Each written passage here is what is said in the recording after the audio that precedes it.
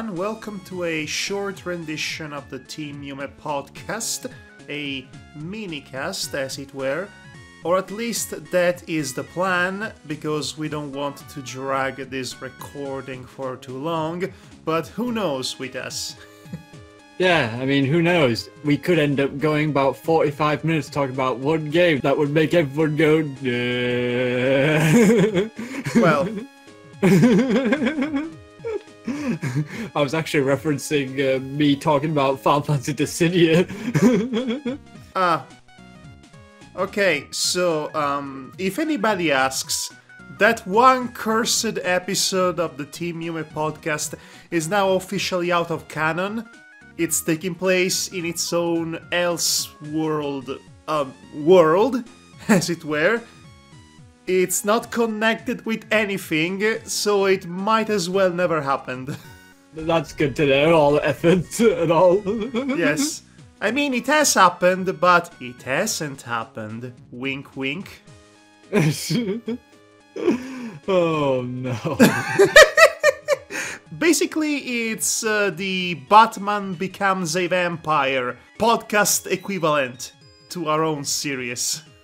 Can we be the Batman comic that basically asks He-Man to fight against Injustice Superman? Sure. Let's move on to talk about Cave Story. Cave Story. And the reason why, yes, the reason why we should talk about Cave Story is because I have finally gotten around to play it. I understand that this game has been around for quite a while by now, but there has been recently the latest of a series of ports to the Nintendo Switch. Yeah. And I have a Nintendo Switch, and I'm building a library for it, and this seems like the perfect game for the platform. So I ended up purchasing it, taking advantage of a current discount. That's good to know, then. I mean, taking advantage of lovely discounts. Yes, lovely discounts indeed. I should probably mention Cave Story was released originally in 2004, so it's kind of like the geriatric of video games. It's the geriatric of the current indie market for video games. In fact, not only it was originally released for PC in 2004, it used to be a freeware game. The creator of this game, whose name is Daisuke Pixel Amaya, Pixel being the nickname of course, he developed this game during his free time. And since it's 2004 and there was no real established market for indie games, it was way before the birth of Steam, to give you an example, this game was just a freeware. That of course changed right around 2010, when along with Nicalis, which is a notorious indie publisher, they published Creepy Castle, to give you an example, which, as you know, is one of my most favorite obscure games. So there have been many ports of the game throughout the years, ever since 2010. Yeah, I believe there was the WiiWare and DSiWare versions. Yes. Indeed. It was released on Steam in 2011. Then 2012 we had the 3DS. Yes, indeed. There's a PSP version, apparently, as well as an GP2X, if I'm reading this correctly, whatever that is. There have been plenty of ports, let's just leave it at that. The latest one of which is basically the latest possible edition of the game. There have been many remasterings, so to speak. There have been many updates in terms of the quality of the music and the graphics. It's in lovely 60 frames per second, the latest port, that is. Yeah. There is a multiplayer option. Which is surprising to me. And so on and so forth. Cave Story is a pretty big deal when it comes to its role in the history of modern video games and how it had influenced the ongoing evolution of a indie market. we probably would not have as many independently developed games today if it weren't for the surprising widespread success of such a humble game with such humble origins that was made by one guy in his free time. It kind of reminds me of how Prince of Persia started, actually, where basically it was just a game worked on by a few people who just did the game in their spare time. The best stories often start off in the most humble of places, like the story of E.T. the game, which was made by one guy in a few weeks. And he was not happy about it when he found out how long he had. Yes, and neither were everyone else who played it. Oh, sorry, guy. Sorry, guy. Sorry, pal. Sorry, friend. So yeah, cave story. Rightio. So, Dokutsuku Monogatari. That's the Japanese name of the game, my Yes. ad. It's not the best game. I know, I just dropped a nuclear bomb of a hot take onto your lap. It's exploding as we speak. It's corroding your very flesh. Your own shadow is getting smeared and permanently glued to the remains of the wall as the explosion dissipates. There's going to be radiation going on for approximately 20 years or so. That's how hot that take was. More than 10 years after the fact. Well, essentially, what we got here is like a Metroid situation where the first game of Metroid did not age well, is it? No, it's not that at all. In fact, I dare say that the gameplay of all the elements about this game has held up the test of time relatively smoothly. There are a few issues here and there, but fundamentally my biggest issues with it can be found elsewhere. Starting with the most obvious elephant in the room, this is not really a Metroidvania game. Yeah, I should probably mention that its genre is stated as a Metroidvania platform adventure game. I agree with the platform, not so much with the adventure part. It is a run and gun action platform, not too dissimilar from Mega Man, whose influence is astoundingly obvious. Yeah. In all the worst possible ways, by the way, and I'll get to that, but it is not a Metroidvania. The genre of Metroidvania, which has now been successfully replaced by the Dark Souls-like genre in terms of obnoxious gaming lingo, as it were. The Metroidvania genre is just that, a mixture of action-oriented gameplay from the likes of Castlevania, 2D platforming specifically, and heavy emphasis on exploration, backtracking, and upgrades for your weapons and armors, everything in between. That's and when mazes. And mazes, yes, also those. When you get all of those elements combined, you have the unofficial genre of Metroidvania. Cave Story has none of those things. It only has the action run and gun element of it, and the weapons upgrade system is too straightforward and simple to be even considered worthy of the moniker, so to speak. And I am being facetious here.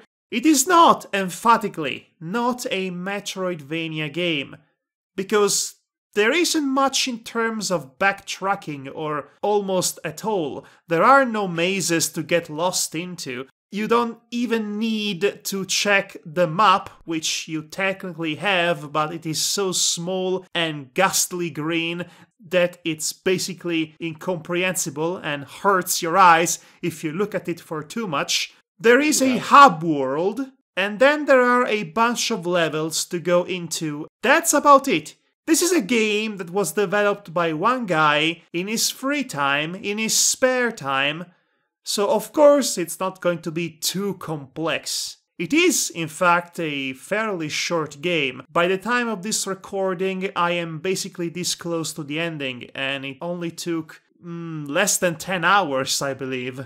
Wow, 10 hours. Less, much less. This is not a long game. It is a challenging game, and fairly so at points, I might add. Decisively not what I would call a Metroidvania, or at least it's not in the complete sense of the moniker. It is the most simplistic Metroidvania game I've ever come across. And mind you, again, that's not necessarily a bad thing. I am mostly riffing on the advertising of this game, because it is a good game to play, for the most part, but it should not have been advertised as a Metroidvania, if you ask me. Yeah. So how much do you know about Cave Story, anyway? Only enough to know that my ex was trying to get me to play it so desperately, literally begging at my feet, going like, "Come on, you need to play this game. It's fun." Cave Story was Undertale before Undertale, apparently. Yeah, back in 2004, this game was a wildfire that wouldn't go out. It felt like everyone was playing it and talking about it at the time. You're thinking about the 2010s, really, because in 2004 it was still largely unknown. Really? I mean, it was properly commercialized in 2010. Right, maybe I'm getting my years mixed up then. You're showing your age. Careful. I've already showed my age ages ago. You have never played this game. No, because I never had the time to, because I was in university at the time, or was it college? Either one of those two things. I was too busy to be playing video games as much as I would like to. They are too busy to play video games. How have the times changed? Yes. Anyway, so this game might have been a tad overhyped, in my very humble opinion. Oh, I'm sure by the time it came out, it was, as you said, a wildfire! But then again, it did not have much in terms of actual competition. The explosion of the indie gaming market would come relatively at this point in time, and I guess if there was a perfect time for Cave Story to be sold, the year of 2010 was the ideal time to do so. Right before much more wholesome games would come out. I want to say wholesome. As wholesome as a magical girl turned to a man. That's an argument for another podcast altogether. Follow me on Twitter, folks. Right. I recommended it to him. Yes, you did. Good for you. Good on you. Yeah. I've been beating around the bush for too long. Let's get to the point. I am lukewarm towards this game. From the second that this game starts, the character I play as, which is a amnesiac protagonist, which is also a silent main character. Yeah. Two cliches that were already old by the time this game originally came out in 2004, might I add. But anyway, by the second that this game starts, I am immediately thrown into this alien, unknown, underground world that I have no context or prior knowledge for, and now that I am almost at the end of it, I still don't have any real context or prior knowledge of. That is a bit of a problem, because, like I said, from the very beginning, this game throws you into the deep end and expects you to learn all on your own how to play it, which, again, it's not so bad. It does not need a tutorial, it is fairly intuitive, it is semi-decent game design, again, for a game that was originally made by one person. Even though it has been redeveloped by Nicalis over the years, so they should have polished it a little bit better. But anyway, that's besides the point. My main point of concern is that as you go along with whatever the game throws at you, It Yeah. never really gives you vital information about the world you are living in or the characters that are in it or anything in between. It gives you snippets of information here and there, but it never really expands on anything. It leaves you hanging at any given point. And that is a problem, especially for a game that was praised so much for having really deep, compelling characters, setting, and story and gameplay. So, you are in this underground cave, because again, it's the cave story, which is apparently an island, I learn eventually. I've come across these bunny people called the Mimiga. Who are the Mimiga? What are they doing here? I don't know. I just have to go along with it. Apparently they are being harassed by a human doctor who wants to use them to conquer the surface. Why does he want to conquer the surface? And also, is there even a surface? And also, there were humans warring against the Mimiga? Why did all of that happen? I don't know. I just go along with it. Also, one of the Mimiga, named Sue, has a brother, a human brother, and I have questions about it, but the game doesn't really provide me with any explanation. Are they adopted? Were the parents of mixed species? Nothing. It just visually reveals that her brother is human, and she herself is a bunny, and it expects me to go along with it. Do you start to see a problem with all of this? Contextless.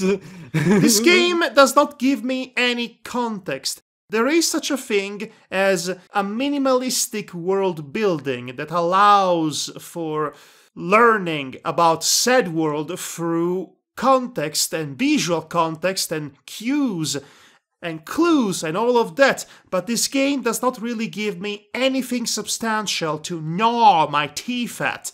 I just have to go along with it. Hey, there is this underground world that's basically out of a Sonic video game, and apparently there are also dragons inside giant eggs. I've been told that by a random NPC in literally just a sentence, and there was no follow-up to that.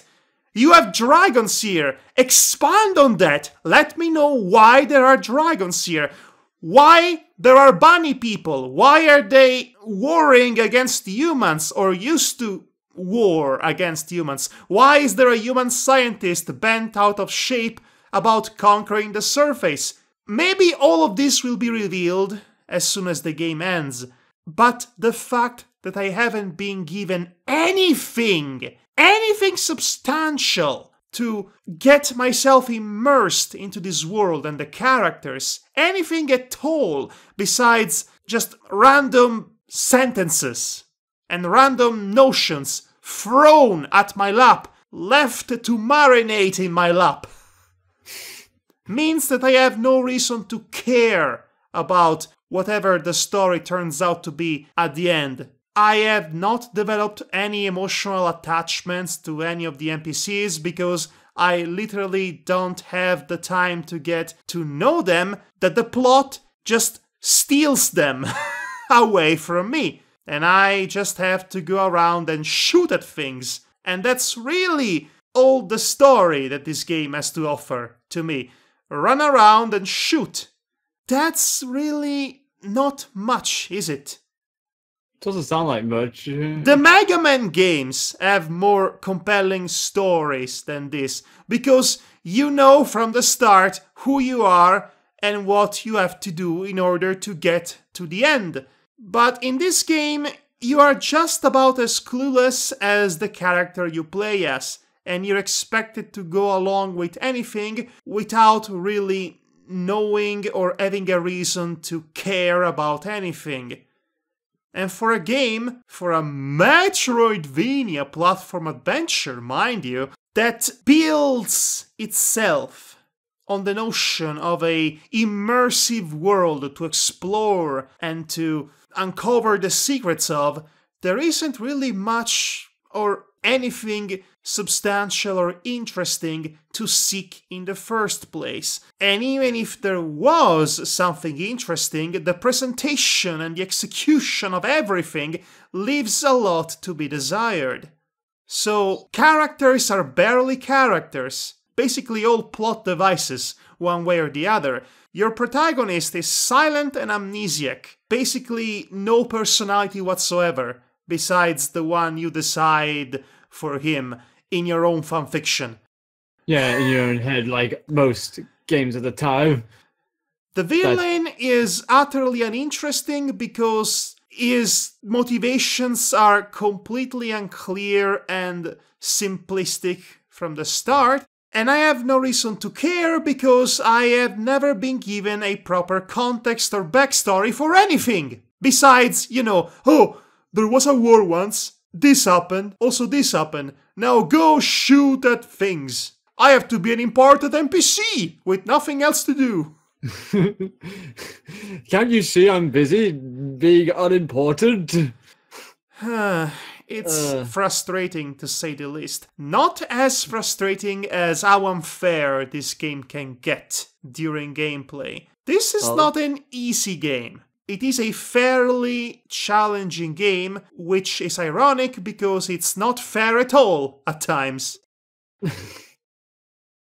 Oh dear, is all I can say to that. So this game has no checkpoints, only save spots, and sometimes there are long stretches of corridors and enemies, including boss fights, in between save points. So picture this. Yeah. I've come at the end of a corridor and there is a boss fight. The boss kills me about 2 or 3 times because it is fairly challenging. As I said, I have to learn the pattern and I have to essentially try to avoid dying, as you do in a video game. So after a grueling 3rd or 4th attempt at dealing with it, I finally win. I have literally 1 HP left. Then, before I can save the game, I am suddenly thrown into a different place and I am killed by some random enemy. I have to redo the entire boss fight. No. Oh, there are gosh. plenty of moments like this during this game. It is definitely a product of its time. Nowadays, we might be too used in having accommodating checkpoints basically scattered everywhere, which I am appreciative of because the alternative is blood-boiling rage, cave story and all that. That said, I like some of the features that this game has to offer in terms of gameplay. Your little android man, because yes, it is a robot, of course it is, Mega Man and all that, which was Astro Boy, but that's another discussion altogether. He has a slew of weaponry from machine gun, laser blasting, balls of fire. Balls of fire? Yes, it's a very, very excellent weapon for killing enemies in slopes. Oh. It's a run and gun action, which means you shoot when you walk, and when you jump, you shoot and jump, run and shoot. It's a running shooter. Yes, and all of that. It's Mega Man, by any other name. It's the Mega Man formula. And much like Mega Man, the character is obnoxiously slippery. Oh. When he stops moving, it doesn't really stop moving. It feels like he's slipping on a banana peel every time, which makes precision platforming quite a chore. I would not like that one bit. It doesn't make me chortle, that's for sure. But anyway, the weaponry. The interesting way in which you can upgrade a weapon is that this game cuts the middleman altogether. There are no shops, there are no permanent upgrades to buy. Instead, you collect fragments of a Triforce, for lack of a better term, that the enemies release upon defeat. You collect enough of those, and depending on which weapon you have equipped, that weapon will level up until it reaches the max level possible, which is usually level 3 or 4. However, there is a caveat. If you get hit by an enemy, you lose experience points and you lose the upgrades for your weaponry, which you can still gain back in the same way as before. That adds a ulterior level of strategy in your pretty simple and straightforward game. I like that, actually. And you really do want to level up those weapons to the max, because some of those weapons might offer some unique features that would only be available on level 3 onward. For example, the machine gun, which is a weapon you get only later on in the game, you have the option to replace your basic blaster, which you should do. Yeah. It's the best weapon in the game, effectively. Other than having a magnificent range and it's automatic, so you don't have to button mash to use it, you can also operate such machinery to propel yourself in midair, basically shooting downward. And that is a delightful discovery that I happened upon. Right. That's nice. Yeah, it does sound nice. That's really all I have to say about this game, surprisingly. I actually expected a lot more from that. No, you see, I have lukewarm feelings about it. I don't think it's all that good story-wise. In fact, the story is probably the most disappointing and underdeveloped element of it. But again, considering it was the product of one guy's work in his free time, it could have come out a lot worse. It is solid in terms of gameplay, even though getting used to the controls and how slippery your characters feels as you move him around can be a chore in its own right. There is a pretty steep learning curve in that regard, but once you do learn, the game will find a way to frustrate you regardless. I wish I had something to add on that, but... Yes, well, so Cave Story, it's an important game, but it's not the best indie game ever made. Well, they have to start somewhere, right? I mean, it's not like it's the first indie game ever made, it's just one that happened to be one of the more successful stories of this particular kind of game in its days. And definitely a trailblazer. Although mostly indirectly, because in truth, the trailblazers for modern indie games are always Nintendo games, or at least the games released on Nintendo consoles. Well, it's not helped by modern day Steam, where basically most indie games are buried under absolute trite. Steam having problems is a podcast all on itself that I will not care to record. But I know, yes, Steam has problems. Hence why I just said it here. So anyway, that was my 2 cents on Dokutsuka Monogatari. I, as I said, still have to finish it, so this does not count as a full-on review. But you should count it as my experience of about 90% of the game. When it comes to stories, if you're not forthcoming with at least some form of information that basically get people invested in the world, then you kind of lose them on that regard. I mean, I am not saying that I need an old wise man to deliver a massive exposition dump about everything. I need something. Something substantial. Something more than some random bunny NPC say, hey, there are dragons. Okay, bye. It's actually the exact opposite problem with this game. It doesn't tell me enough.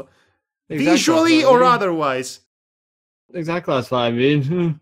I mean, it doesn't elaborate when it should. I mean, imagine if the flight of dragons was just, here there be dragons, and they fly. The end. Oh, wait. Better yet, the last unicorn. She was a unicorn, and she was the last. The end. I think we're onto something. Ready Player One.